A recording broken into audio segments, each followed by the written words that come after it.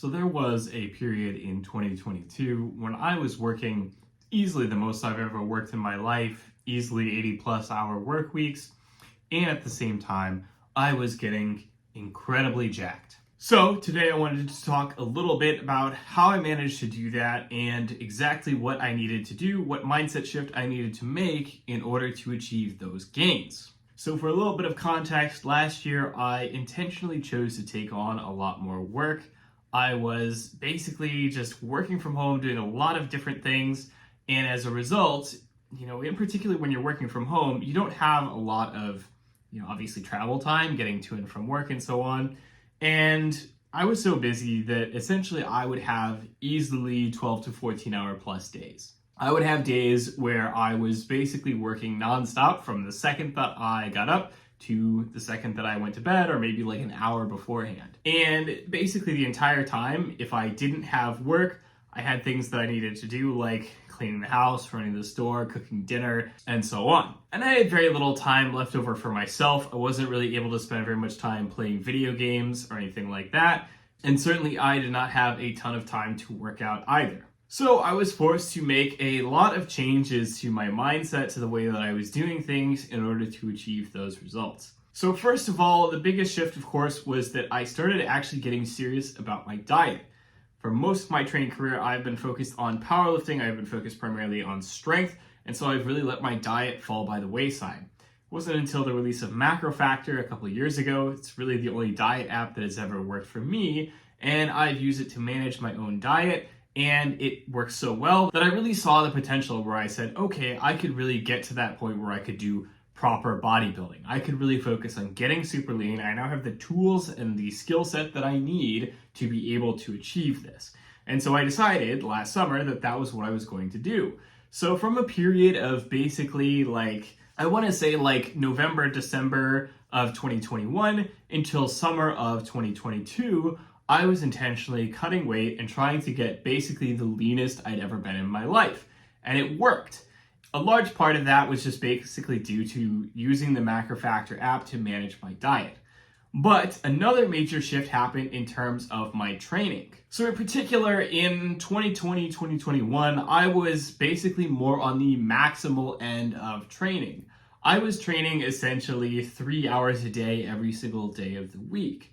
And the reason that I was doing that was pretty simple. It was because at the time I had a lot of free time, the pandemic had happened, and I was also working out from home and doing more endurance-focused training, which meant that I had to do a lot more reps. So I was basically doing a lot of body weight workouts, very high rep workouts, adding reps, adding weight a little bit over time, mostly working out right here in this very room as I was mixing those workouts in with my normal everyday routine. So part of the reason that it was sustainable for me to be able to work out 3 hours a day every single day is that I was then mixing that with the other work that I was doing.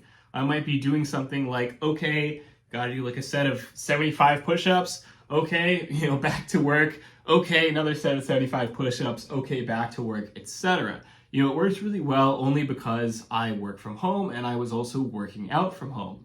In 2022, that's when I decided to go back into the gym, and I also decided that I really needed to shift the way that I was working out because the last couple of years of these really long workouts had really started to get to me. And so intentionally, I decided to pick a strategy that was focused on much less overall working out.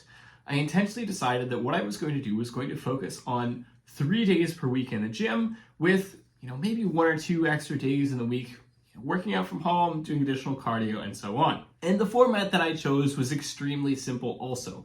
This format was literally just one day that was a heavy strength day. So doing squat, bench, deadlift, and overhead press, all for, very heavy, 80% plus of my 1 rep max sets, 3 sets each. And then I was doing 2 days that were more size focused. And so in those days, that would be just more basic hypertrophy training, 10 to 20 rep sets, and using a lot of variety and other movements focusing on your typical bodybuilding style training. And that's really it. There's no magic, there's no mystery to it. I was just training 3 workouts a week, typically about an hour and a half each workout, meaning that I cut my workout time per week down from about, say, 20, 25 hours to really something much closer to about 4 to 5 hours per week. And the results were amazing. I mean, you can see from these photos, I was incredibly jacked, I looked really good, I was having great results. I think that the lesson here is that the main thing is that you really need to be hitting all of your major targets in terms of the stuff that you need to manage. You can't just say, hey, I'm going to just get as lean as possible by training as hard as possible, or I'm going to build as much muscle mass as possible by training as hard as possible, and I'm just going to ignore my diet. And of course, you can't just say, okay, I'm just going to do my diet, I'm not going to worry about my training so much. No, it's about having the right approach that balances all the major things that you need to be balancing. It does not need to be something where you spend an incredible numbers of hours in the gym. And the reality is that also a lot of people are not aware of the fact that it actually doesn't take as much time in the gym to get results as you may think. So basically, the way that it works is that there are strong diminishing returns to exercise. What that means is that every single set after the first set of an exercise is going to give you progressively smaller and smaller additional benefits. And every workout after your first workout per week, again, is going to give you smaller and smaller additional benefits. And this is exponential, which means that every additional workout is a small fraction of the benefit of just that first workout per week. And so you can imagine somebody who wants to get basically, the optimal in terms of minimizing the time spent, maximizing the results they get, they could just do one workout a week. And so long as they do that consistently, obviously they're not going to get the best results in the world, but they're going to get pretty good results. And then on the opposite of the spectrum, you could have somebody who is obviously looking to maximize their results to the best possible extent. And so they are training like I used to be, 7 days a week, hours a day, and so on. And that obviously can be exhausting as well. Most people obviously want to fall somewhere in the middle, right? You can't commit to doing something where, okay, you're going to be training 20 hours a week, but also you probably want better results than you're going to get just training 1 hour a week. However, it does not necessarily need to be over the top. I think that most people would tend to think that they typically need to put in at least 4 or 5 workouts a week just to see serious results. And the reality is that you can see serious results on much less than that, so long as you are training consistently and you know what you're doing. Obviously, I had a lot riding for me based just on the fact that I obviously knew a lot about diet, a lot about fitness, a lot about structuring a good program going into this. And so I didn't question, I didn't, make side steps, I didn't get confused and say, oh, maybe I'm not making progress 2 months in. I didn't do any of that. I knew what I was doing, I focused on it, I stuck with it, and I saw amazing results. Also, incredibly, this has done a few other things for me. This has put me back in touch with, I would say, my roots in terms of the kinds of training that I like, that I really haven't done in basically like 10 years. And I'm really enjoying it. And I'm seeing incredible results in terms of my strength as well for the first time in a long time. So after my weight cut last year, I hit my lowest weight, got as lean as possible in the middle of the summer. And then since then, I have shifted to a very slow, very sustainable bulk. And since then, I've been seeing my strength numbers skyrocket. I am surpassing my previous numbers on basically all of my lifts. And again, I'm not training nearly as much as I used to when I used to be that strong. I remember that I used to be grinding myself to death at the gym, training at least 5 or 6 days a week, trying to get stronger. And now here I am, I'm doing 1 strength workout a week, 2 size-focused workouts a week, maybe a little bit of extra cardio on top of that here and there. And I am getting stronger than I used to be when I was doing all that training. So again, you don't necessarily need to spend all your time in the gym. And when you are somebody who has a lot of stuff going on in your life, you've got a lot of work, you've got all kinds of other things distracting you, it's totally okay to be somebody who aims for the lower end in terms of your frequency, so long as you know what you're doing with your training, so long as you're not neglecting your diet, so long as you're not getting discouraged along the way, and so long, of course, as you are sticking to it and continuing to see those results in the longer term. I work with a lot of folks who are very, very busy. I would typically recommend that really most people don't need much more than 2 workouts a week. 2 workouts a week is a great start, a great baseline for most people.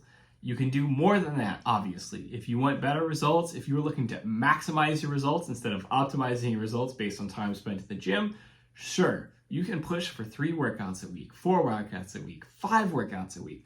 You could potentially push further if you really, really care about squeezing out those last few percentage points.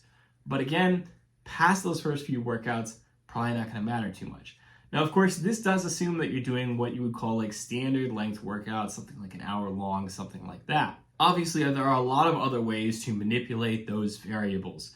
There are, of course, folks who do stuff like high intensity, high frequency, which is to say that you do super high frequency in terms of your workouts, but your workouts are much shorter and much more intense.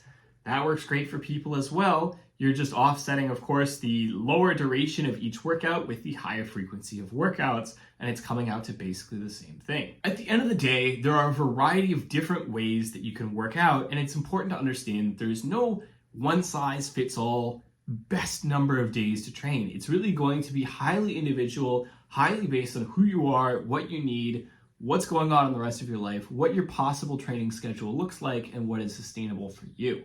So it's not good to recommend one-size-fits-all solutions. It's just best to find something that fits best in your situation.